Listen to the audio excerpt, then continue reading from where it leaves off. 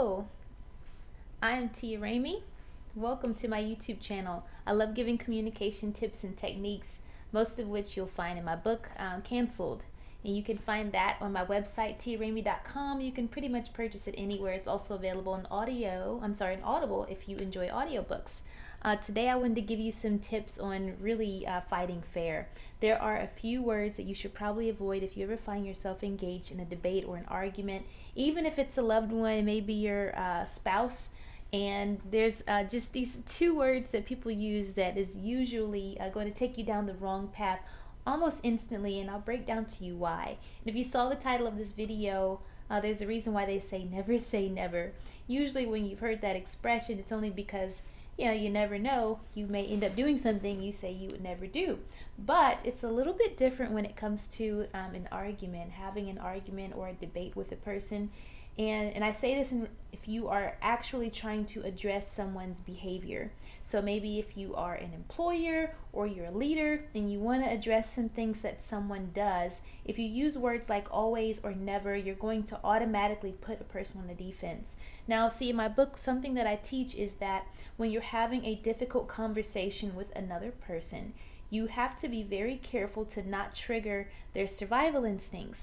And see, when you use words that put people on the defense and you trigger their survival instincts, a wall instantaneously goes up, which means that the words that you need to use to now hopefully transform this individual are not going to come in. So your job is to have a conversation and present information in a way to this individual that is going to inspire change, which means it's very important to say things in a way that does not trigger them to feel like they have to survive the words that you are saying. That being said, avoid using always and never, and I'll tell you why. When you use words like these, first and foremost, oftentimes it's manipulative, okay? And so if someone is saying you always do this and you never do that, they're exaggerating and they're manipulating the conversation into their favor, and now you cannot speak on a truthful level. There's something that I teach. When you have a difficult conversation with another individual, the whole point of having that conversation is to discover the truth.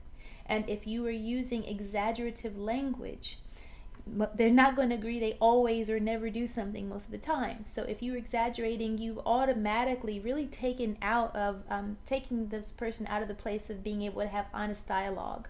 And so you may get an exaggerated expression of their anger, which is something you have to prepare yourself for. And so try not to manipulate the discussion by manipulating the facts and saying you always do this or you never do that. It's better to use more accurate words like, I've often noticed this happen. I see this, or I have witnessed this happen frequently. This seems to come up more frequently than what I would appreciate. Or lately, I've noticed this behavior occur quite often. So try not to say, you always do this, you never do that. It's not fair use. So you have to decide, are you trying to, when you do this, you're berating and you're belittling versus actually trying to address a behavior that you hope to change. And what we want to do is we want to bring to someone's attention our observance of them. And then we have to make room for the fact that they may have a different perspective.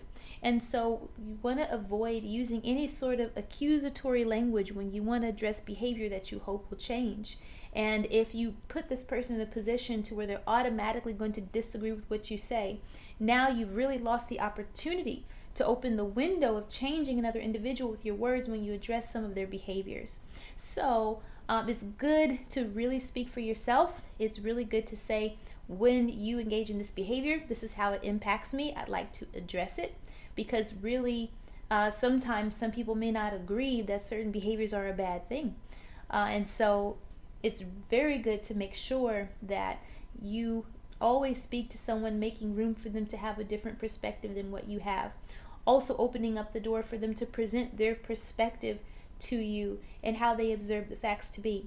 Sometimes you have to take into consideration that behaviors may be happening because of your own actions, and you may not be able to, I'm looking for a kind way to say, you may be failing to bring the best out of another individual. take into consideration that there might be something that you're doing in your own behaviors that triggers these other behaviors in them.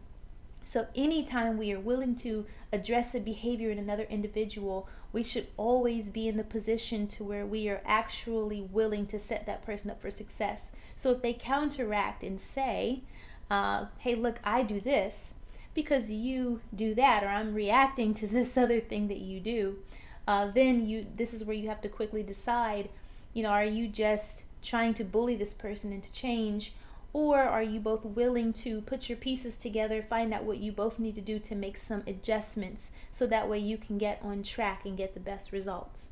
And this is why I always say, anytime you want to have a difficult conversation, anytime you want to address behavior in another individual, you have to also be honest about what the outcome should be in that discussion. So if the outcome should be not that you want this person to agree with you, which is usually a bad sign if you're just looking for agreement, but you're hoping that there is something you both can agree on, you also have to be willing to make some changes yourself.